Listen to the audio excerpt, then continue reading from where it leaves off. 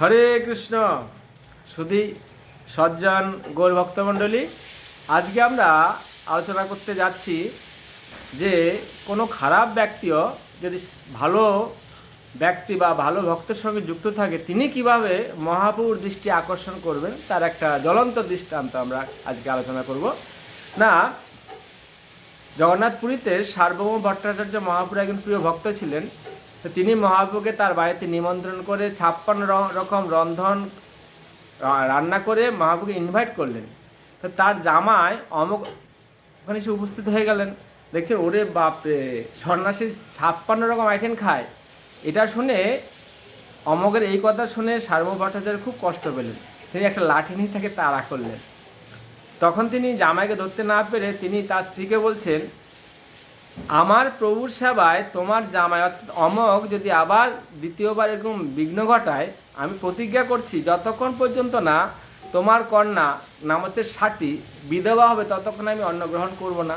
তো যথারীতি সময় দুদিন পর মহাপ্রভু আবার সে সার্বভৌম ভট্টাচার্যের বাড়িতে আসলেন। তো অমক এসে দেখছেন, এরে আজকেও তো আবার 56 আইটেম খাচ্ছেন। তো এই সার্বভৌম ভট্টাচার্য লাঠি নিয়ে আবার তাড়া করলেন। সে পালিয়ে চলে গেল। তো মহাপ্রভু চলে গেলেন ভোজন না করে, আর সার্বভৌম ভট্টাচার্য ভোজন না করে অনশন করে আছেন, খাচ্ছেন না। তো ওই দিন রাতে হঠাৎ মহাপ্রভুর একজন সেবক নাম হচ্ছেন গোবিন্দ এসে মহাপ্রভুকে বলছেন, প্রভু প্রভু শুনেছেন নাকি না, সার্বভৌম ভট্টাচার্য জামাই অবক প্রায় প্রাণ ত্যাগ করবেন, কলেরা বমি হয়েছে, পাতলা পায়খানা, সে প্রাণ ত্যাগ করবে, তা প্রাণ ত্যাগ করবে, এই ওরকম অবস্থা। তখন মহাপ্রভু কাকের সাথে কোনো বার্তালাপ না করে সে অমকের বাড়িতে চলে গেলেন। অমক শুয়ে আছেন আর তার বুকে 3বার হাত বুলালেন। অমক, এই হৃদয়ে গোবিন্দ বাস করে, তুমি কেন এত ময়লার আশ্রয় নিলে? আর মহাপুরুষ স্পর্শতে অমক একদম সুস্থ স্বাভাবিক হয়ে উঠলেন। হরি হরি বল।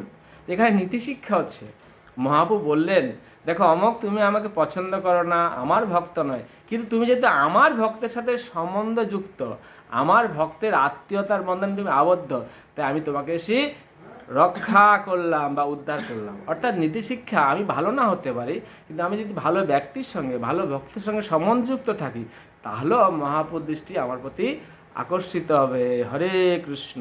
সকলে ভালো থাকবেন। জয় জগন্নাথ।